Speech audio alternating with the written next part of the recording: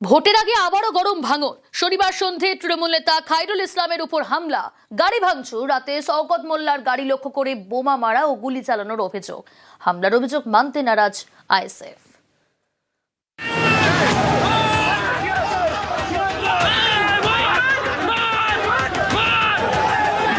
উত্তর 24 পরগনায় মিনাখায় তৃণমূল আইএসএফ এর মারামারি।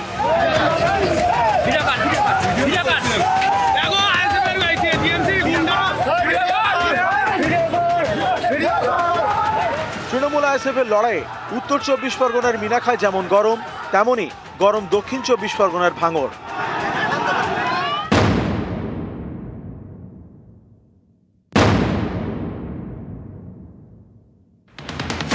সামনেই বিধানসভা ভোট, তার আগে আবারও গরম ভাঙড়।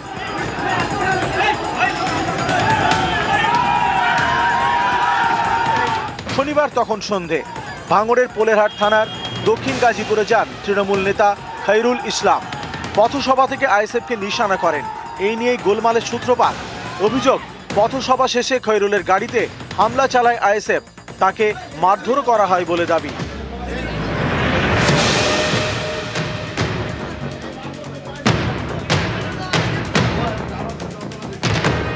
এলাকায় যান ভাঙড়ের তৃণমূলের পর্যবেক্ষক শওকত মোল্লা। তিনি খৈরুলের সঙ্গে দেখা করেন, এরপর পোলেরহাট থানায় অভিযোগ জানান। থানা থেকে বেরোনোর পর ফের গোলমাল। অভিযোগ, শওকতের গাড়ি লক্ষ্য করে বোমা ছোড়া হয়, চালানো হয় গুলি। তৃণমূল নেতার নিশানায় আইএসএফ। এই ঘটনায় একাধিক জনকে গ্রেপ্তার করে পুলিশ।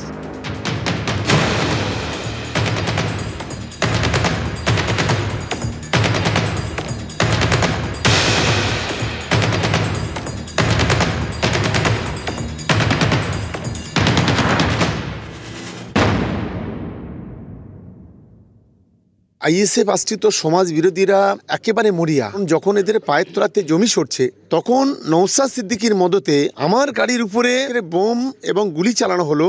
এটা অত্যন্ত নিন্দাজনক ঘটনা। পুলিশ সেখান থেকে লাইভ বোম সহ যে বোম চার্জ করা হয়েছে তারও সুতুলি সব উদ্ধার করে। আমরা তৈরি, চালান দেখি কত গুলি কত বোমা। নওশাদকে গ্রেপ্তার করলে এই এলাকায় শান্তি ফিরবে। ভোট আগিয়ে আসছে, তৃণমূলের পায়ের নিচে মাটি না। এখন সিকিউরিটি বাড়াতে হবে, অ্যাটেনশন ক্রিয়েট করতে হবে। রাজ্জাক খাঁকে যারা মার্ডার করলো, যারা গ্রেফতার হলো, সেই তৃণমূলের নেতারা। এই ঘটনার সাথে তদন্ত হওয়া দরকার। আমিও বলছি তদন্ত হওয়া দরকার। প্রয়োজনে আপনার এনআইএ তদন্ত করুক, বোমাবাজি কারা করছে। নিজের গাড়ির দিকে দুটো নিজের লোককে দিয়ে বোম ছুড়িয়ে দিল, কাজ খুঁজে পাইনি আমরা।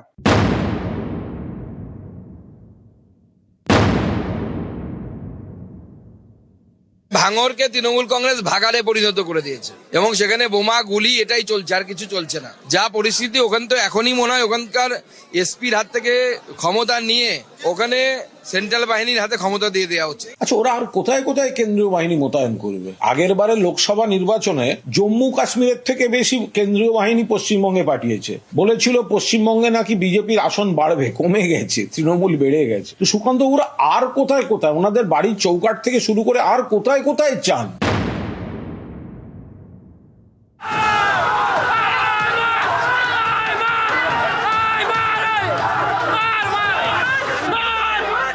উত্তর 24 পরগনার মিনাখা, রবিবার সকাল সকাল এখানে তৃণমূল আইএসএফ সংঘর্ষ।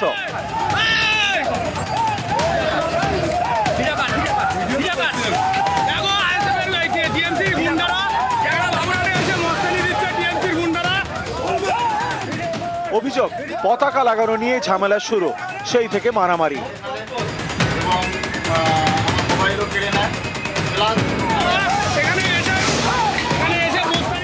নিউজ 18 বাংলা। অনেকেই মিষ্টি কিনে পুজোয় দেন, আর সেই মিষ্টির দোকানে মাংস।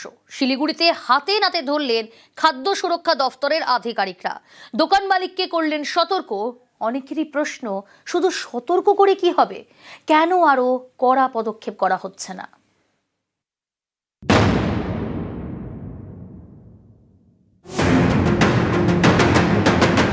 শিলিগুড়ির দেশবন্ধু পাড়া, এখানেই নাম করা মিষ্টির দোকান।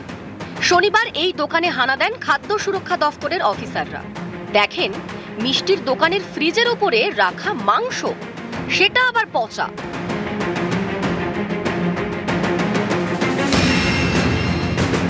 মিষ্টির দোকানে মাংস কেন, প্রশ্ন করেন খাদ্য সুরক্ষা দফতরের আধিকারিক। এ নিয়ে মিষ্টির দোকানের মালিককে সতর্ক করে দেন।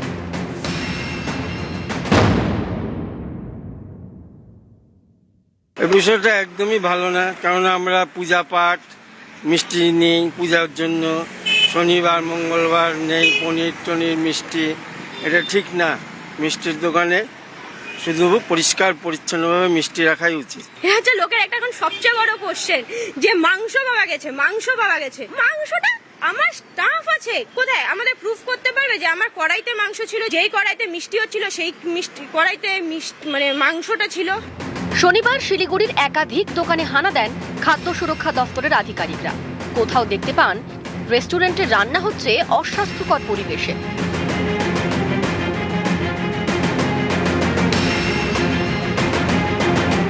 কোথাও আবার রেস্তোরাঁর রান্নাঘরে পচা মাংস।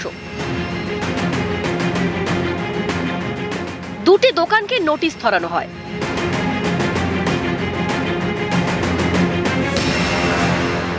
কয়েক বছর আগে আলিপুরদুয়ারেও এমন অভিযান চলে।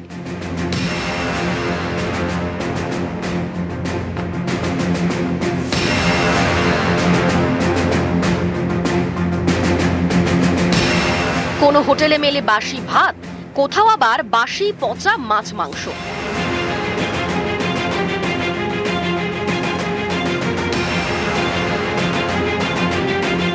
মিষ্টির দোকানের ফ্রিজের মধ্যে মিলেছিল বিয়ার। এবার শিলিগুড়ির মিষ্টির দোকানের ফ্রিজের ওপরে পচা মাংস।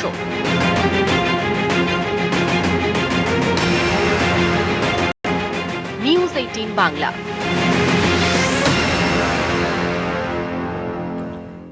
রান্নার গ্যাসেই চলছে গাড়ি, নামখানায় বেনিয়মের কারবারের পর্দাফাঁস। 117 নম্বর জাতীয় সড়কের পাশেই কারবার, পরপর দোকান খুলে বেনিয়মের কারবার।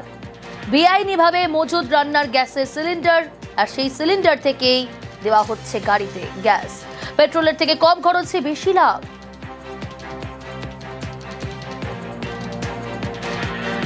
অটোটা আপনার কিসে চলে? এলপিজিতে চলে। কোথা থেকে ভরেন? কত টাকা করে নেন? 70 টাকা করে। 70 টাকা করে কি কিলো? মানে এরকম কতগুলো গাড়ি আছে?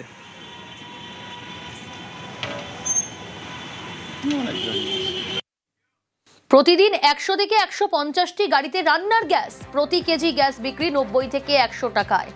বেআইনি ব্যবসার কথা স্বীকার দোকানের কর্মীদের। গাড়িতে গ্যাস ভরছি। কি গ্যাস এটা? রান্নার গ্যাস। এইরকম ভাবে রান্নার গ্যাস গাড়িতে এইভাবে ভরা যায়? জানি না। কতদিন থেকে কাজ করছে এরকম? জানি না, এটা কাকার দোকান। আমি এই 5-6 মাস আছি দোকানে। তোমার কাকার নাম কি? শেখ ইমরান। আচ্ছা, উনি কোথায়? উড়িষ্যায় আছে। উড়িষ্যা থেকে উনি ব্যবসা এখানে অপারেট করেন? না, প্রথমে এখানে থাকতো, তারপরে এখন ওখানে গেছে কোনো দরকারে।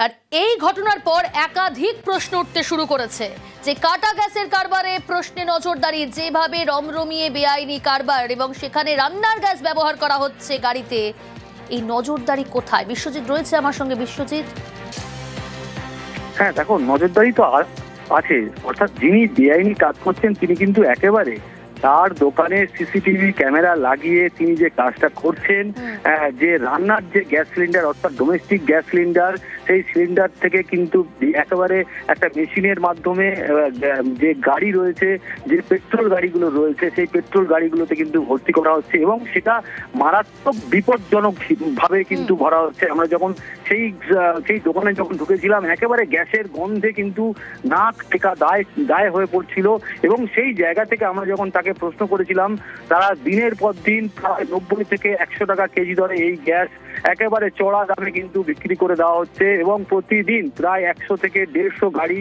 এরকম। বিশ্বজিৎ, এই ঘটনার সঙ্গে কতজন জড়িত, কারা কারা জড়িত?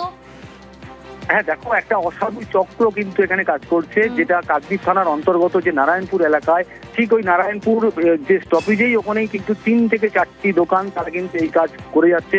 তার পাশাপাশি বটতলায় ওর একই রকম ভাবে এই কাজ করে যাচ্ছে। এবং সব থেকে বড় কথা শুধু এই দোকানদার নয়, এই যে গ্যাস সিলিন্ডার গুলো তারা কোথা থেকে পাচ্ছে, তাহলে কোন ডিলার যে গ্যাসের ডিস্ট্রিবিউটার, তারা এই ডিলারগুলো এই গ্যাসগুলো এই গ্যাস সিলিন্ডারগুলো মিলছে কোথা থেকে বিশ্বজিৎ?